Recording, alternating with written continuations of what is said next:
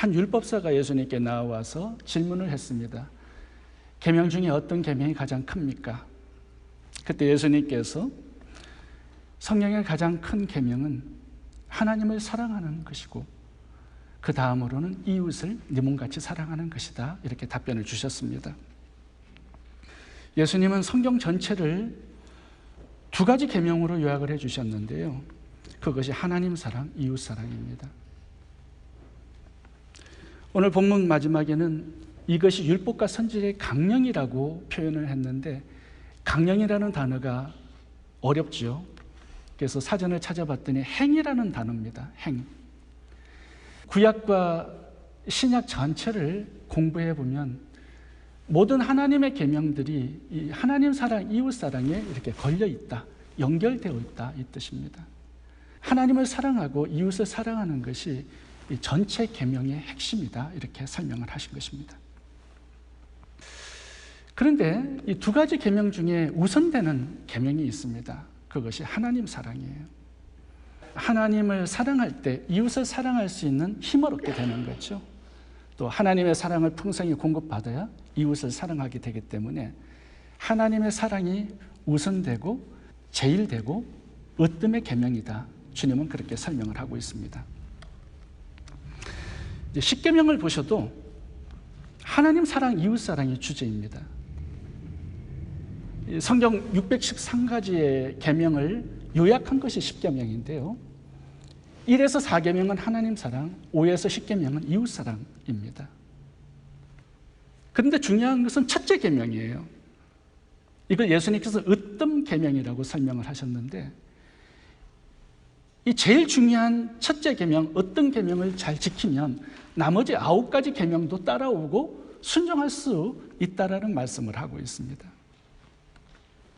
하나님을 사랑하잖아요. 그러면 다른 신을 섬기지 않습니다. 하나님의 이름을 망령되이 사용하지 않습니다. 우상의 형상을 세우고 절하지도 않게 되고요, 안식일을 기억하여 거룩하게 지키겠죠. 그래서 1에서 4계명을 다 지킬 수 있는 거죠, 하나님을 사랑하면. 하나님을 사랑하는 사람이 부모도 공경할 겁니다. 살인하지 말라, 간음하지 말라, 도둑질하지 말라, 거짓 증거하지 말라, 이웃의 것을 탐내지 말라는 5번째에서 10계명까지 다 지킬 수 있어요. 그래서 하나님 사랑이 가장 으뜸 계명이고 제1계명이다라는 거예요. 여기에서 모든 것들이 출발한다라는 거죠. 근데 제1계명을 지키지 못하면 모든 것들이 다 깨어져 버립니다. 10계명도, 율법의 613가지의 계명도 다 지킬 수 없게 되는 거죠. 그래서 하나님 사랑이 너무 중요하고 하나님 사랑을 하기에 힘쓰라. 오늘 본문의 핵심 메시지가 그것입니다. 하나님 사랑에 최선을 다하고 우선순위에 두고 살라는 말씀을 하는 것입니다. 그렇다면 어떻게 우리가 하나님을 사랑할 수 있을까요? 하나님을 사랑하는 비결은 뭘까요? 오늘 본문을 통해서 3가지로 살펴보도록 하겠습니다. 첫 번째, 하나님을 사랑하기 위해서 마음을 다하고 목숨을 다하고 뜻을 다해야 합니다. 37절을 보면 3가지를 다하라고 말씀하고 있습니다. 마음, 목숨, 뜻. 이것이 우리 존재의 전부, 전체를 의미하는 거죠. 너의 전부를 다해서, 전체를 다해서 하나님을 사랑하는 데 힘쓰라는 것입니다. 이 다하라는 단어를 헬라어 원어 사전을 찾아보니까 올인이라는 단어예요. 토탈, 올인. 너의 전부를 다 집어넣으라는 거예요. 어디에? 하나님을 사랑하는데. 왜 그럴까요?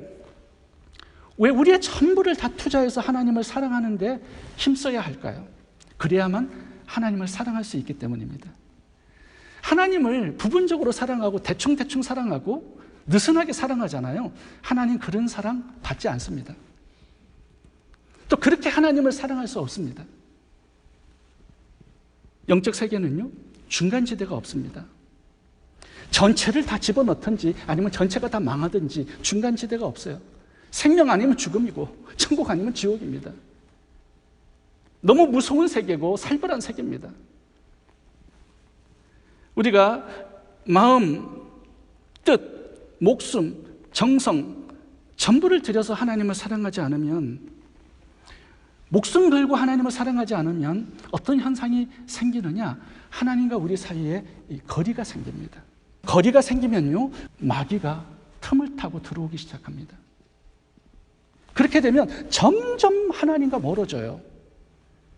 그래서 우리의 전체를 올인하지 않으면 하나님을 사랑할 수 없고 거리가 생기고 마귀가 그 틈에 파고 들어옵니다.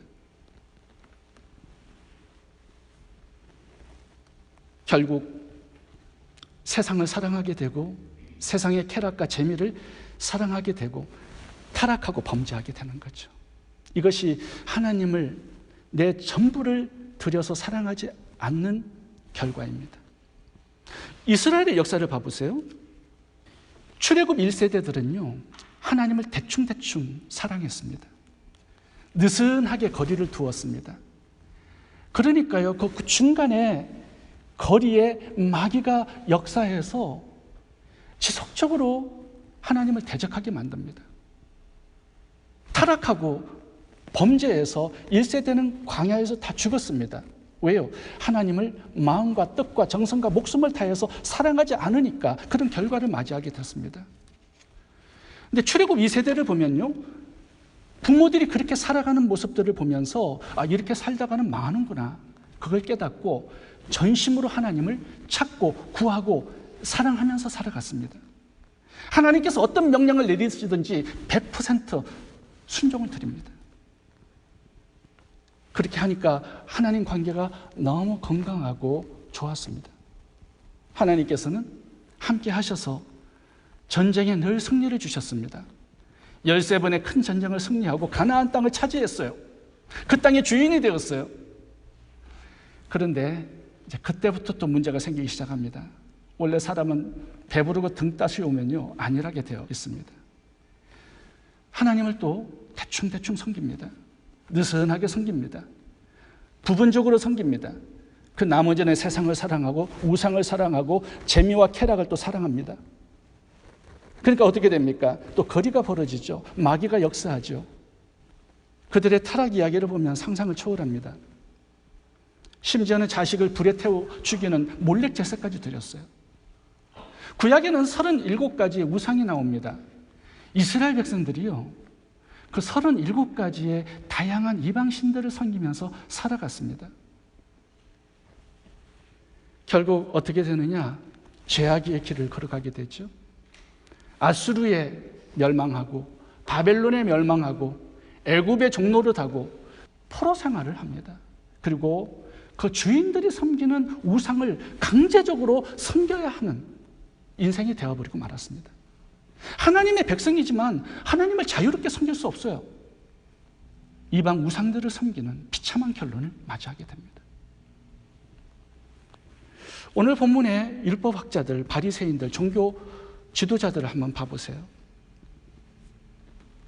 그들은 성경을 연구하는 학자들이었고 말씀을 가르치는 선생들이었습니다.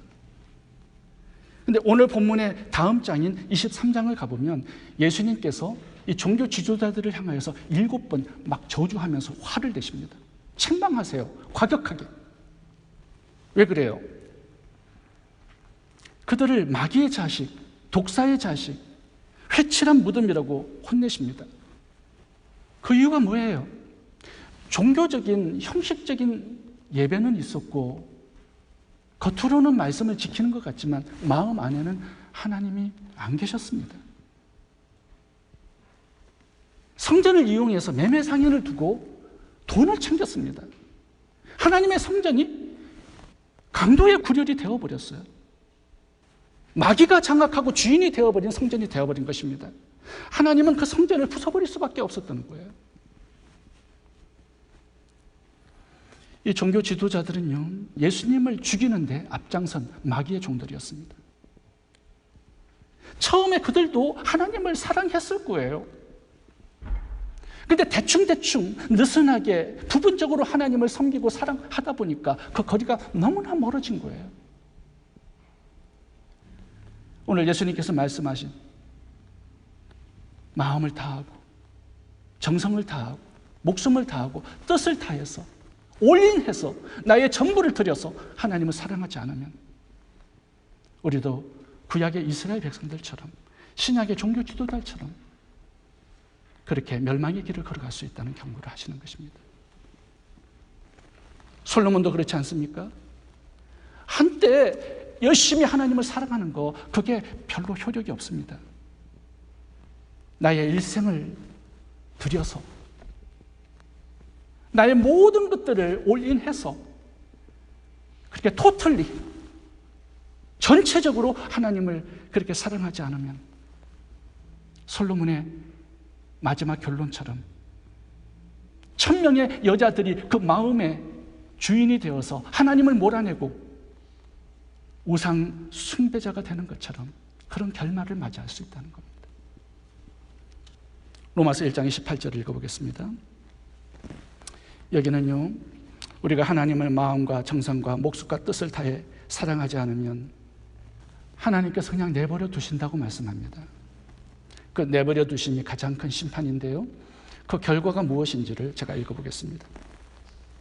또한 저희가 마음에 하나님 두기를 싫어하며 하나님께서 저희를 그 상실한 마음대로 내어버려 두사 합당치 못한 일을 하게 하셨으니 곧 모든 불의, 추악, 탐욕, 악의가 가득한 자요, 시기, 살인, 분쟁, 사기, 악독이 가득한 자요, 수근수근하는 자요, 비방하는 자요, 하나님의 미워하시는 자요, 능욕하는 자요, 교만한 자요, 사랑하는 자요, 악을 도모하는 자요, 부모를 거역하는 자요, 우매한 자요, 배악하는 자요, 무정한 자요, 무자비한 자라.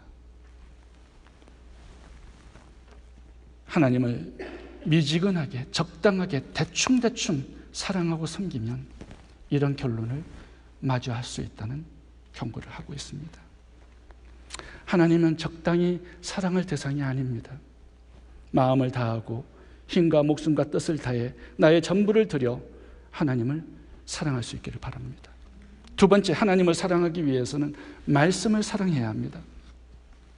우리가 마음을 다하고 정성과 목숨과 뜻을 다해서 하나님을 사랑하기 위해서 말씀을 공부해야 합니다.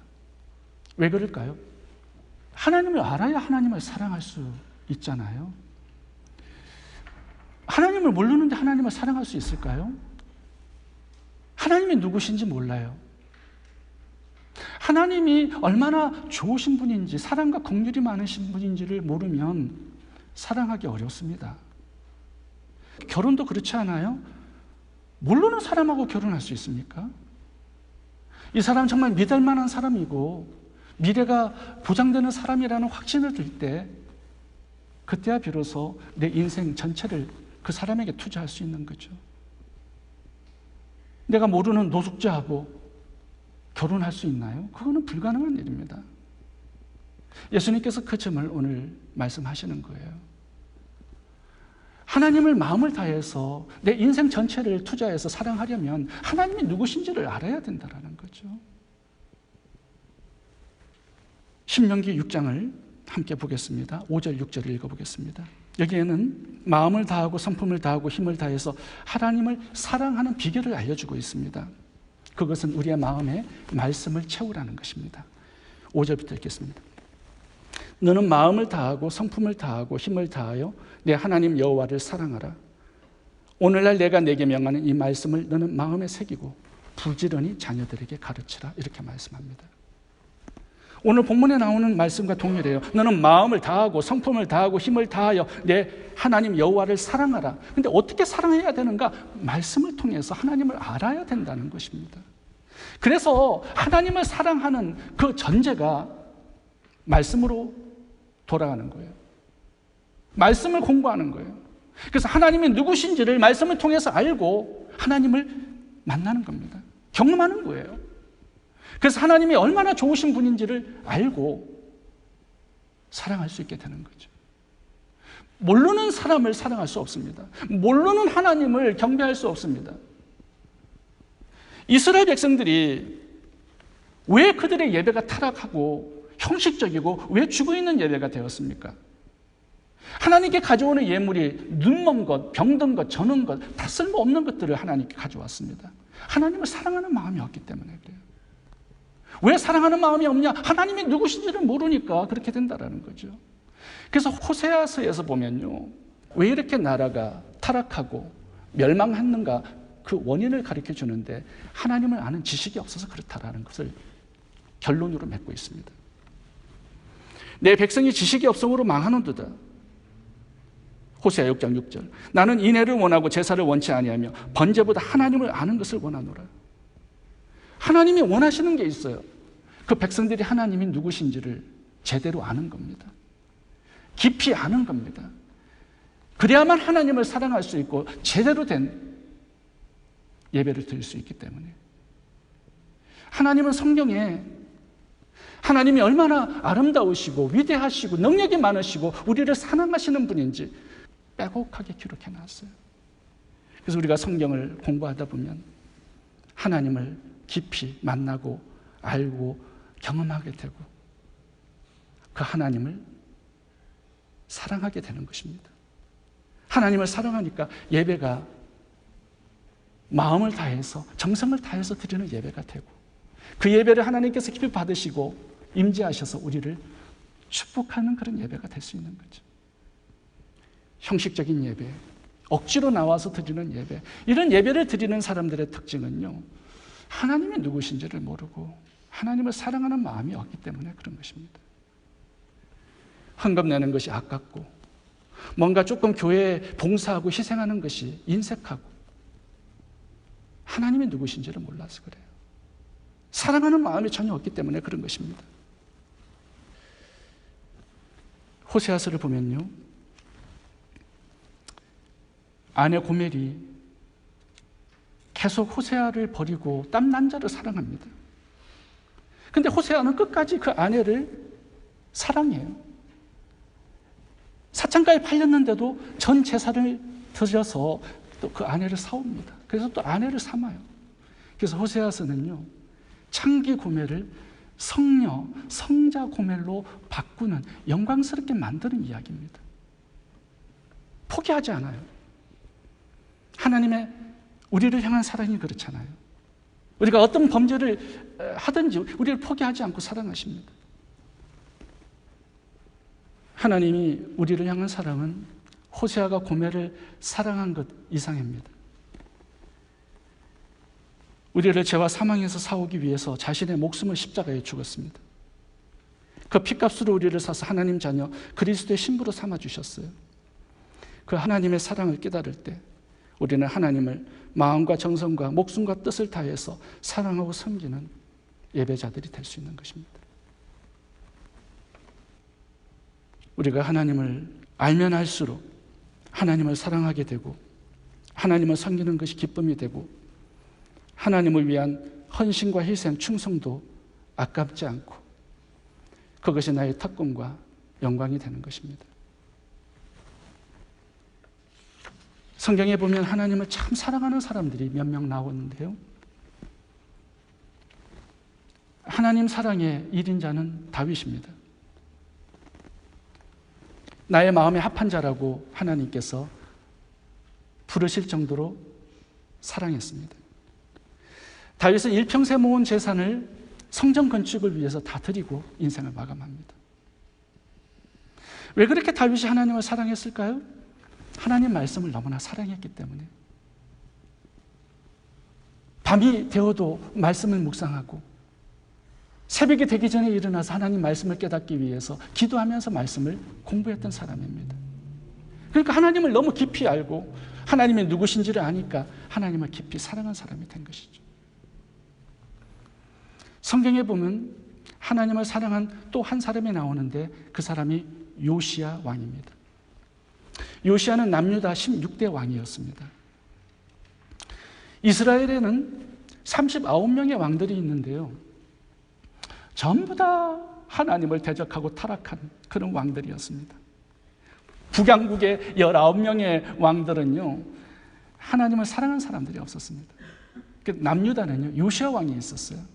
근데 요시야 왕이 타락한 이스라엘의 종교 개혁을 합니다. 모든 바알과 아세라 신상을 전부 다 쪼개서 불살라버립니다. 엄청난 종교 개혁을 해요. 몇백 년 동안 바알과 아세라를 백성들이 섬겼는데 그것을 뒤집어 엎은 거예요. 어떻게 요시아가 그런 일을 할 수 있었을까요? 그 선조 왕들은 그런 걸 못했습니다. 요시아가 어느 날 성전을 수리하는데 모세의 율법책을 발견했습니다. 읽기 시작한 거예요.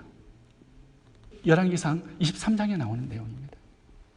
열심히 성경을 공부했어요. 그러니까 하나님이 누구신지를 알게 되었고요. 그리고 이스라엘 백성들이 왜 타락하고 왜 멸망의 길로 갔는지도 깨닫게 됩니다. 우상 숭배의 죄 때문이라는 것을 알게 된 거예요. 그래서 요시아 왕이요, 자기 옷을 찢습니다. 그리고 하나님께 서약하는 내용이 나옵니다. 하나님, 나는 하나님만 사랑하고 섬기겠습니다. 하나님이 미워하시는 우상들을 전부 다 불살라 버리겠습니다. 이 서약을 드려요. 그리고 그 다음 장에 가보면요, 종교 개혁을 시작합니다. 전 이스라엘에 있는 바알과 아세라 그 신당들을 전부 다 불살라 버려요.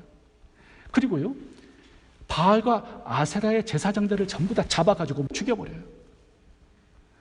그리고 유월절 절기를 지키기 시작합니다.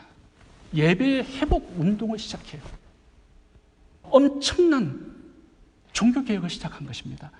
그래서 하나님께서는 요시아 왕을 이렇게 표현하는데 제가 읽어보겠습니다. 열왕기하 23장 25절인데요.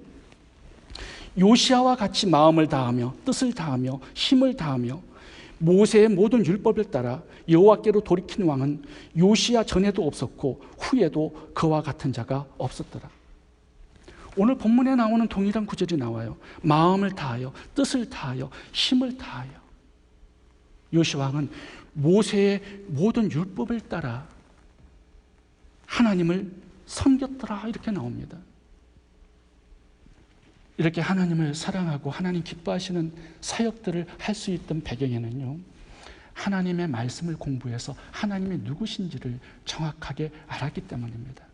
여러분, 여기에서 출발하는 거예요. 하나님 사랑은 말씀을 주야로 묵상해야 하나님을 알 수 있고 하나님을 사랑할 수 있는 힘을 얻게 되는 것입니다. 하나님 사랑은요, 말씀 사랑과 함께 가는 것입니다. 말씀을 공부해서 하나님을 깊이 알고 하나님을 깊이 마음을 다해서 사랑하는 저희 모두가 될 수 있기를 바랍니다. 세 번째, 하나님을 사랑하기 위해서는 이웃을 사랑해야 합니다. 39절을 읽겠습니다. 둘째도 그와 같으니 내 이웃을 내 자신같이 사랑하라 하셨으니. 하나님 사랑과 이웃 사랑이 함께 나옵니다. 이거는 분리할 수 없기 때문에 그래요. 하나님을 사랑하게 되면요, 이웃을 사랑하게 되어 있다는 거예요. 너무나 자연스러운 열매가 이웃 사랑이라는 거죠. 하나님 사랑은 눈에 보이지 않지만 그 열매가 나타나요. 그것이 이웃을 사랑하는 삶이라고 말씀하고 있습니다. 하나님을 사랑해요. 그러면 하나님께서 명령하신 말씀에 순종하게 되어 있습니다. 하나님의 명령은 뭐예요? 하나님 사랑이고 그 다음에 이웃 사랑이에요. 하나님을 사랑하면 하나님 명령하신 이웃 사랑도 실천하고 행하면서 살게 되어 있다는 것입니다. 이게 자연스러운 열매고 하나님 사랑의 증거가 되는 것이에요. 그렇다면 내가 사랑해야 될 이웃은 누굽니까? 내가 누구를 사랑해야 되는 거예요?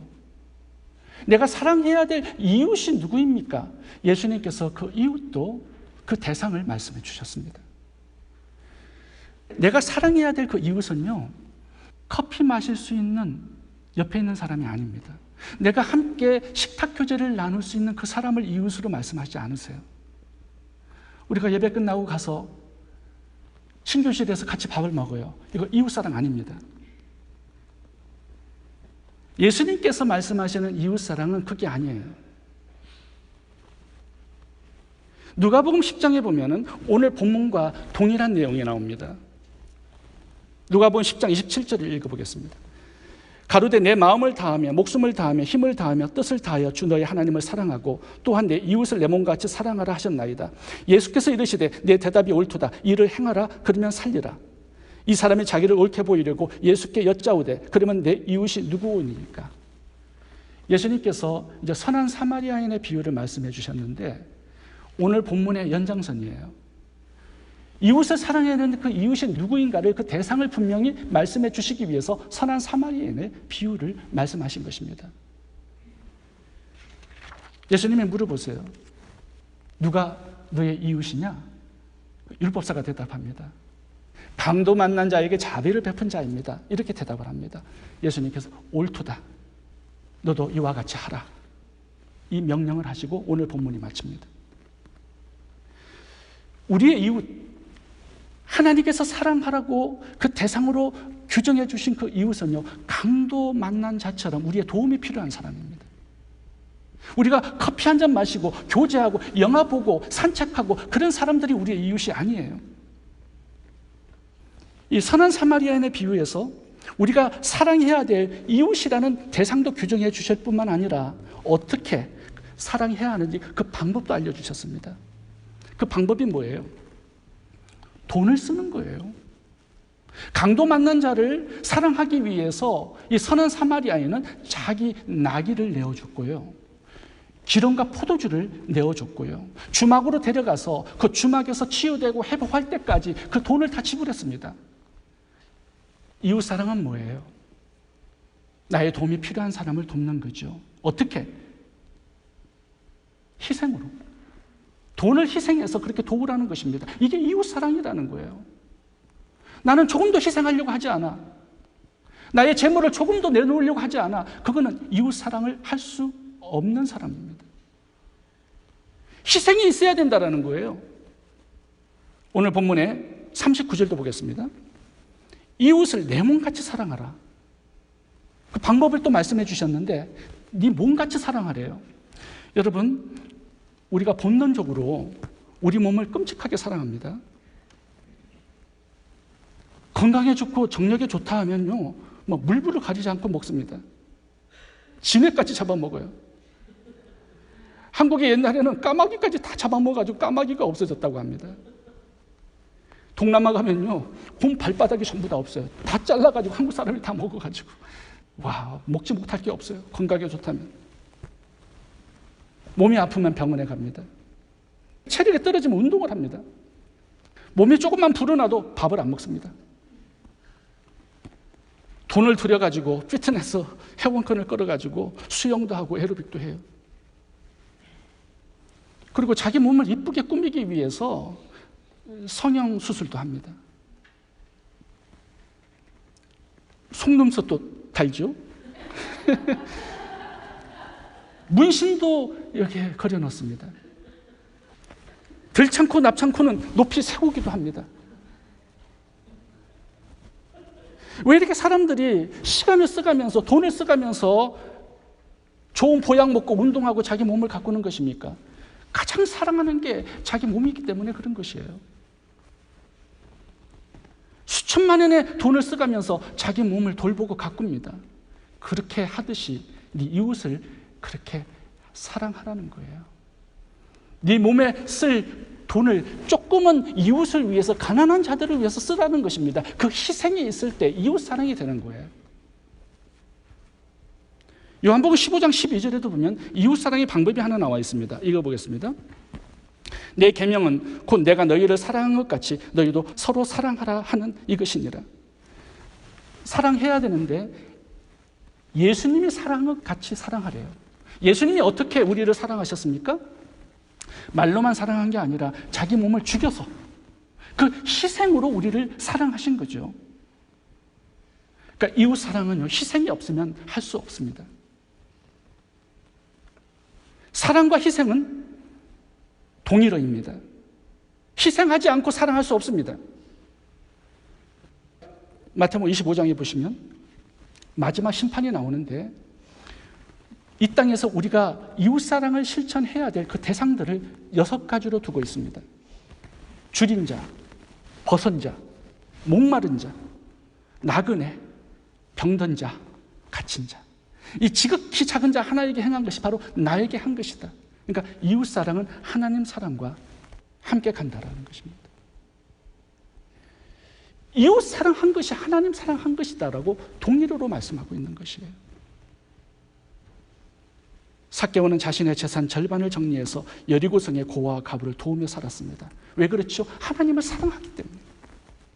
다비다는 자기도 가난한 가부였지만 옷을 지어서 다른 가난한 가부들을 도우면서 살았습니다. 왜 그래요? 하나님을 사랑했기 때문에 그렇다는 것입니다.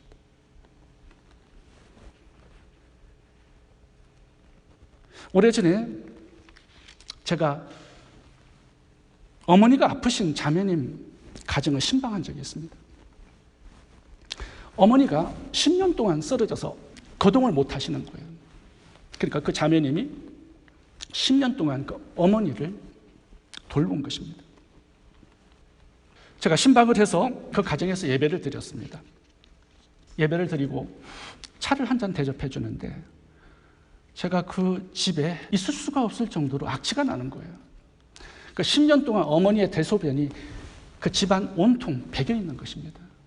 너무 냄새가 나서 굉장히 불편했어요, 앉아있기가.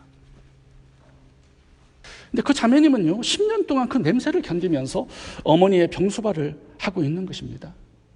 그 자매님은 그 대소변 냄새가 악취로 불편하지 않았을까 그 생각을 해보게 되었어요. 저만 맡은 악취일까? 그렇지는 않을 겁니다. 그 자매님도 10년 동안 그 악취를 맡으면서 살았을 겁니다. 근데 그 자매님은 늘 얼굴에 웃음이 떠나지 않았습니다. 늘 기쁨으로 어머니를 병수발하시면서 10년을 그렇게 사신 거예요. 왜 저는 그렇게 악취가 나고 그 자리가 불편했을까요? 왜 그 자매님은 그 악취가 불편하지 않았을까요? 그 차이점은 사랑입니다. 저는 그 어머니를 사랑하지 않아요. 그러니까 악취가 너무나 견디기 힘든 고통이 되었던 것입니다. 근데 그 자매는 어머니를 사랑하니까 10년 동안 병수발하면서 그 악취가 힘들지 않았습니다. 불편함이 되지 않았습니다. 왜요? 사랑이 너무나 많았기 때문이에요. 사랑하는 만큼 고난이 작아지게 되는 거죠. 사랑이 큰 만큼 섬김도 크고 섬김에 나오는 불편함이 작아 보이는 것입니다. 저는 차를 타고 오면서 하나님을 마음을 다해서 사랑하면 하나님 말씀에 순종하고 이웃을 사랑하기 위해서 나누고 베풀고 희생하는 것이 무겁지 않다라는 사실을 깨닫게 되었습니다. 예수님께서 십자가에 달려 죽으실 때 그것은 무거운 순종이 아니었을 겁니다. 기쁨의 순종이었을 겁니다. 왜냐하면 하나님을 마음을 다해서 사랑하셨고 또 우리를 마음과 뜻과 정성을 다해서 사랑하셨기 때문입니다. 그 사랑이 너무 크기 때문에 십자가의 고통이 작아진 것입니다. 요한일서 5장 3절 읽고 마치겠습니다. 하나님을 사랑하는 것은 이것이니 우리가 그의 계명들을 지키는 것이라. 그의 계명들은 무거운 것이 아니로다. 기도하겠습니다.